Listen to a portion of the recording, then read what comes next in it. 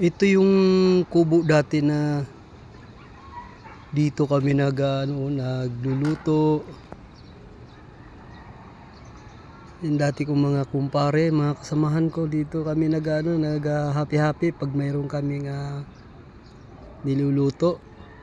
Dito kasi sari-sari lang mga gulay, kumpleto dito, may mga papaya, saging.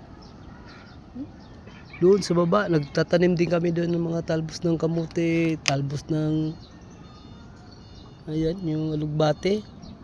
Tsaka may mga ampalaya, talong, kumpleto yan dyan, may mais. Lahat, karamihan sa mga niluluto namin dyan, mga saging.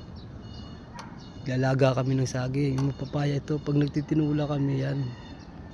Wala kami problema sa gulay dati dito. Yung ngayon, ako na lang nag-iisa dito. Yung mga dati kong mga kumpare, nagkanya-kanya na silang pamumuhay. Hindi ko alam kung nasaan na sila ngayon. Hindi ko alam kung babalik pa ba sila dito. Ito sa bahay namin na kubo namin na diyan kami minsan nagiinuman kami diyan. Naabot kami ng gabi dito kasi sa bubo na yan. Walang kuryente dito.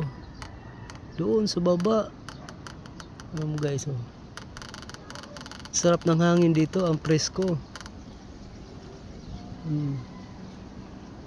Dito magdala ka lang ng kanin, wala problema, maraming manok dito. Pag-alagala lang, wala may-ari. Kami ang may-ari dati niyan mga manok dito.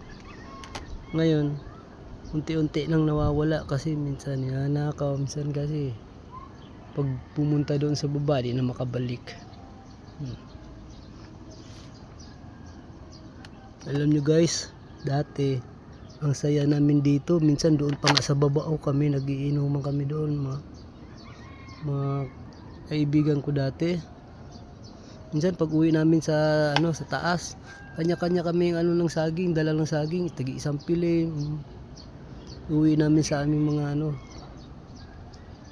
kanya-kanyang mga bahay. Hindi ko nga alam kung saan na sila ngayon. Hindi ko alam kung makakabalik pa ba sila dito. May kanya-kanya na kasi silang mga asawa. Yung iba nasa malayo na.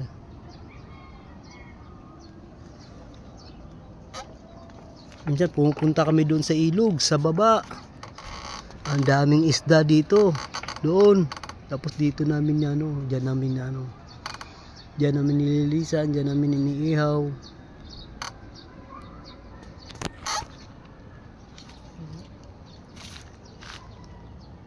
Itong papaya na to, lumaki na. Ba ang nagtinim nito hanggang ngayon wala nang bunga dahil marami kasing kumukuha dito. Ito papaya para sa lahat to, hindi yan pinagdadamot, kaso lang ngayon wala nang bunga, iisa na lang yun.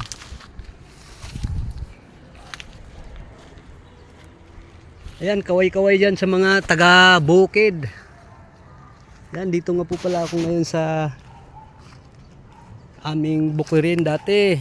Yung aking mga kasamahan ay di ko lang alam kung bakit di pa sila bumalik. Baka kahit isa man lang sa kanila makakita kong bumalik dito, tutuwa na ako.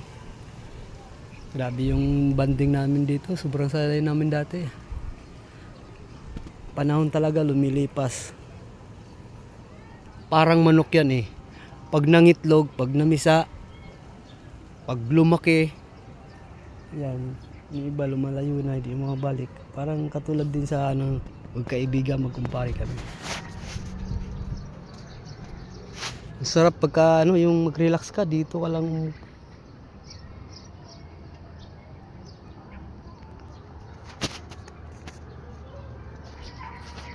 Yan, kukunin ko nga yung natitirang papaya, hinog.